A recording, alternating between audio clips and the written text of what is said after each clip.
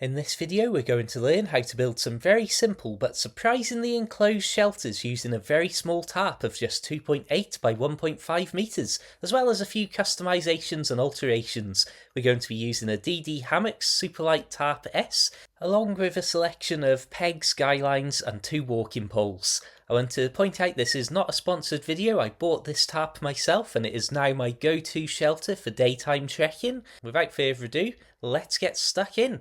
So we unfurl our tarp, the rain immediately starts, so shelter 1 is simply cowering with it over us like a cape. On a serious note though, we're going to start with one of the simplest shelters you can imagine. We're going to stake down the corners and add a trekking pole to the front. We will start by pegging down 2 of the corners along one of the narrow edges, then add in the trekking pole loosely in place to what will become the front of our shelter, and then pegging down the remaining 2 corners. Don't worry at this point if your shelter is not perfectly symmetrical and really solid. This is just getting everything roughly in place so that you can fine tune it afterwards. As I tidy things up here, I just want to reiterate that ridiculously simple build. Peg down 2 corners, add a pole to the centre of the front of our shelter, peg down the 2 remaining corners. You can of course see there's quite a big gap between the ground and the back of the tarp in this shelter. Of course we could add pegs to those loops to get that solidly attached to the ground, and also the reason it's so prominent here is because for the sake of filming I'm having to build these shelters facing into the wind, whereas normally you'd have the wind coming from the back of you that would actually probably be pushing it more to the ground. I'm going to use my simple Ecotech air mattress, which at its largest point is roughly 188 by 56 centimetres, to illustrate the general size and amount of shelter that each one of these setups gives you in this video.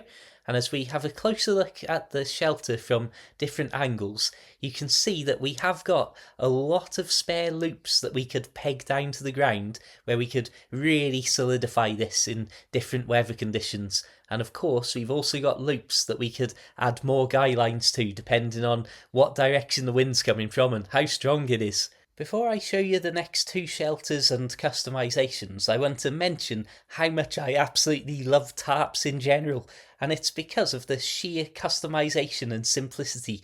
This is a tutorial video I did showing various types of lean-to shelter you can build.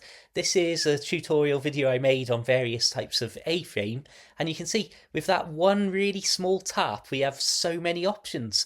If we have a bigger tarp, it means of course we can not only create more shelter, but we can get even more complicated. We can build fully enclosed tarps with floors and doors, or these classic tarp tent style shelters.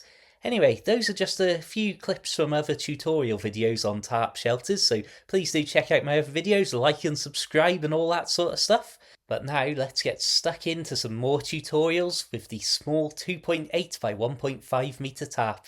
This one is going to be more of a modified lean-to style shelter, so the first thing I've done is peg down the 2 rear corners on one of the long ends of the tarp, and then I'm going to add 2 trekking poles to the front end, and all I'm doing here is adding them 1 loop in from each of the corners. So we're going to have that loose bit dangling down for the time being, and then we'll wrap those up at the end. And as you can see, yet again, it's just the simplest and easiest of processes, even though, as I said earlier, for the sake of filming these, I'm having to record with a really bad angle of the wind coming straight at me and straight at the shelter, whereas in normal life and normal usage you would of course be building these with the wind at your back, specifically to shelter you from the wind and the rain and the elements. After getting our poles set up, we are now going to finalise this shelter by adding a guy line to the actual corners of the tarp itself and then pegging those down. And at this point you should start to see the massive customisation options with even a simple shelter like this. Firstly, what sort of angle are we going to peg these last flappy bits down at? Are we going to have them more open or more closed? Are we going to have the trekking poles at the same height? Are we going to raise them both or lower them both? In just a moment I'm actually going to make this an asymmetrical shelter by lowering one of the poles, just so that you can see the differences in levels and shelter that's available. But I wanted to give you, firstly, a shot that I was out here filming in the wind and the rain. So, again, like and subscribe for my efforts at least, please.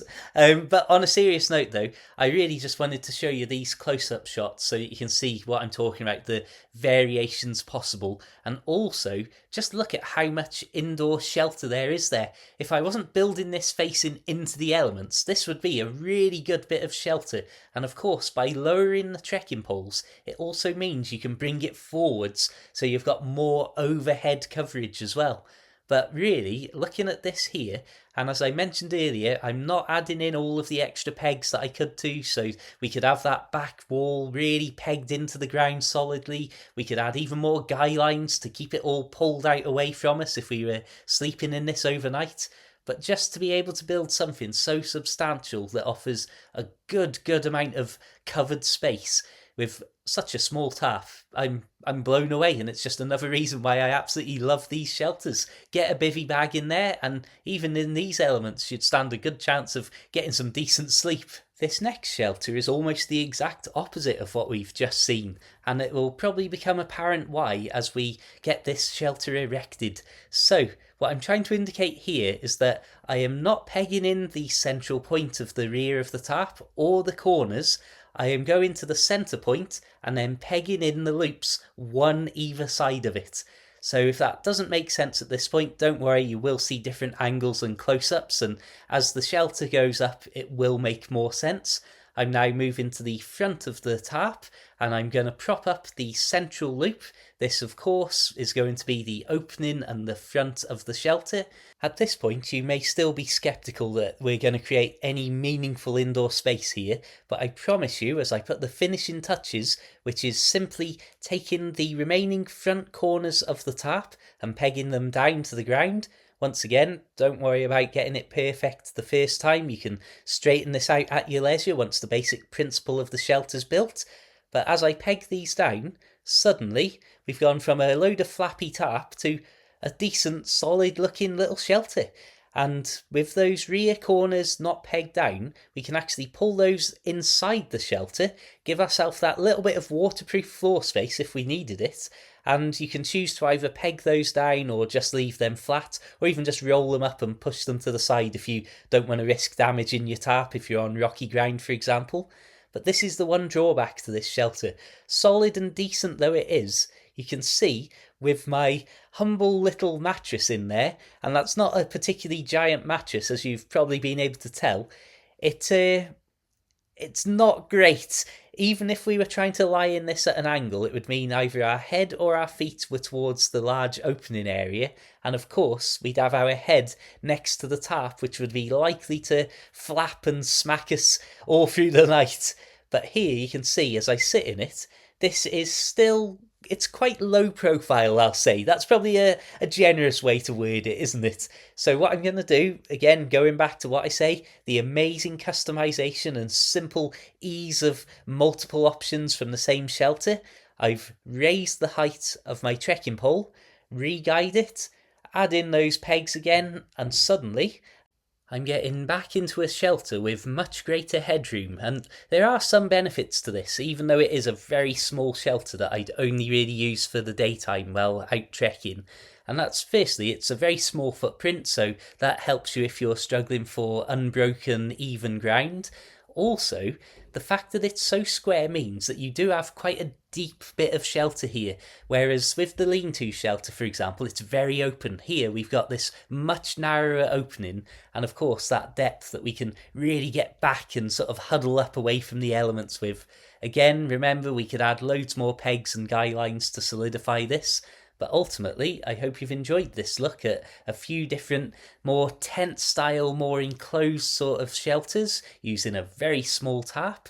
I will leave some Amazon links in the description below, so if you're interested in any of the kit I've been using, check those out and see what you can find. If you buy through those, I will get a commission, so that's a great way to support the channel if you're looking at getting some sort of stuff like this anyway.